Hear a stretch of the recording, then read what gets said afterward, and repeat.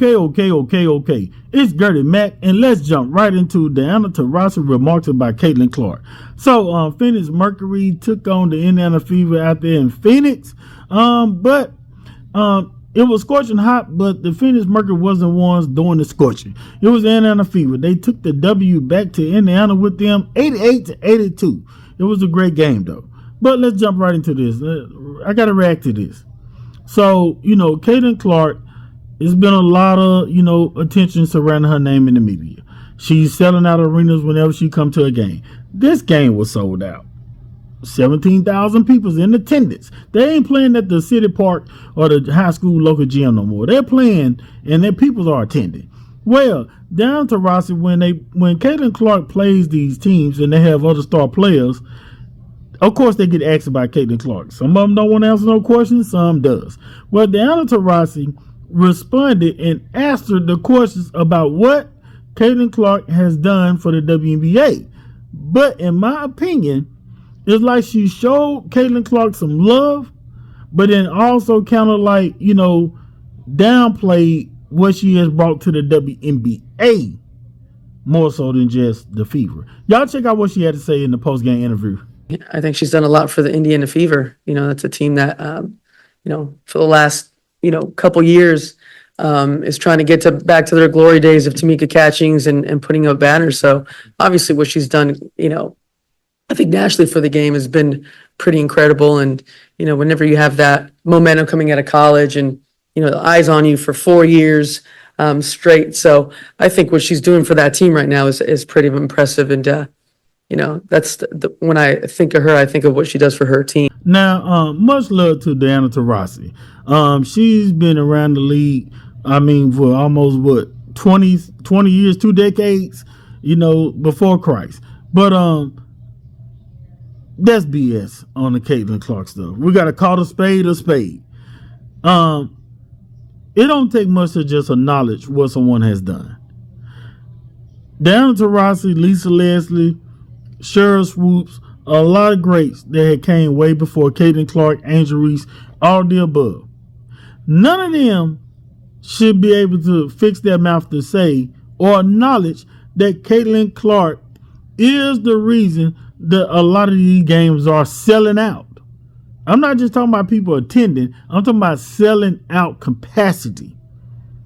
The Phoenix Mercury game was sold out. 17,000 people.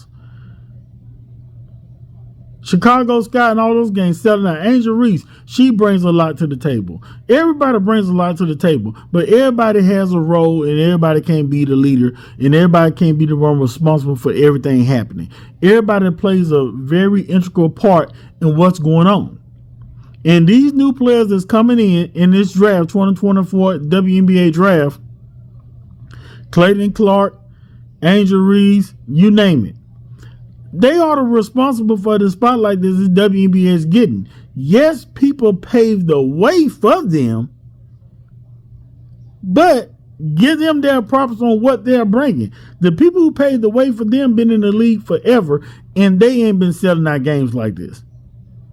Angel Reese made WNBA history the first player ever to get 10 doubles back to back. So it's kind of like this older players, the vets versus the newbies, and don't nobody really want to just give it up. I'm not saying they not showing no love, but when it comes to this spotlight of why it's there, it seems like it's hard for some of the veteran players who just say it's because of, the attention that the new players has brought in alone. Of course, back then, these players didn't have NIL deals and all this kind of stuff. They didn't have all this TikTok and social media and I think they started having, but it wasn't used to the ability that it is maximized now. Like it is basically the TV. And you have a player like Angel Reese, Caitlin-Clark, who have millions and millions of followers, and just people follow her and want to see her, and that alone is marketing. WNBA don't even have to do commercials, to be honest with you.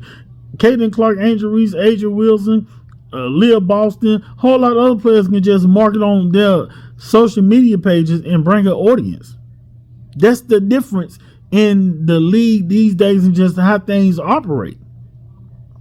So to say that Caitlin Clark, the way she looks at what she's doing and what she's doing for her team, the Fever, it ain't just the Fever that she's doing stuff for. She is doing it for other teams as well.